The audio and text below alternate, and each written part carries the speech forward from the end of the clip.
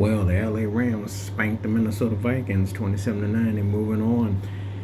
And the thing is this was dedicated for LA and everything that's going on in LA. That's what the Rams wanted to make a statement. But in trutality, and in all due respect too, I felt the Rams were one of the most dangerous teams I saw in the playoffs.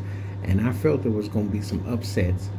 I know some people are going to think of Washington beat Tampa Bay as an upset, but this one has to be the main one. I knew it was going to come from the NFC because I thought the AFC teams on the top are just better stacked. I think that the NFC's got more opportunities for you to pull something off. So I wasn't surprised about Washington beat Tampa Bay, and I'm not that surprised by this one. I was a little disappointed that Green Bay didn't play against Philadelphia better, but I wasn't shocked or surprised that the things happen because I saw some situations occurring. Looking at the NFC, I thought that there was vulnerability. It really was never close. The Rams got out, moved the ball, turnovers. Sam Darnold had a great season for what he did. But realistically, we kind of look at Sam Darnold kind of like how we look at Baker Mayfield, a guy that played really well this year, but a lot of people still have reservations about, is he really that good? Is it really real? Or is it just some padding or some things that's going on? And Minnesota does have a strong offense, running game, Jefferson, a receiver, etc. But they have this label of a team that, yeah, they won all those games, but really were they that good? And the reality is, when they lost early in the middle of the season, there was some doubt, and then they won a bunch of games. But then the way they lost to that last game to Detroit kind of was like. And the games that they lost, they got beat. This game was a good example. Sean McVay, who has almost gone under the radar. It's funny because out in California, everyone talks about Kyle Shanahan. And Kyle Shanahan lost 2 Super Bowls, 4 NFC championships, blew 1 NFC championship, and blew those 2 Super Bowls. But he's seen as some kind of offensive guru, some genius.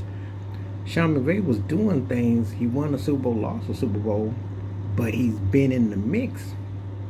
But he's kind of like gone unnoticed. It's almost like because he was Matthew Stafford, they kind of duck in, duck out. But people forget how versatile the Rams are, what they got at receiver, what they can do. And their defense, Aaron Donald was huge and everything. They coming on. If they can play some defense with the kind of offense they got, they could be a problem. So don't let them fool you, and don't let them be in from the NFC West. I know the NFC West is kind of seen as kind of spotty because the 49ers went dominating, and then after the 49ers fell off, you kind of looked at the Seahawks like they were kind of like a joke, or you never know how they were going to be. Arizona just couldn't get consistency. But the Rams, dangerous team. And remember, that first game against Detroit, that game went to overtime. It was a close game. They just had some hardships, but the Rams are a legit team. So if they got in, watch out. And this is what I'm talking about. So they go play Philadelphia next. Hey, Washington's in Detroit. The Rams play Philly. Don't be surprised if something twisted happened. I mean, or it's close because, don't underestimate.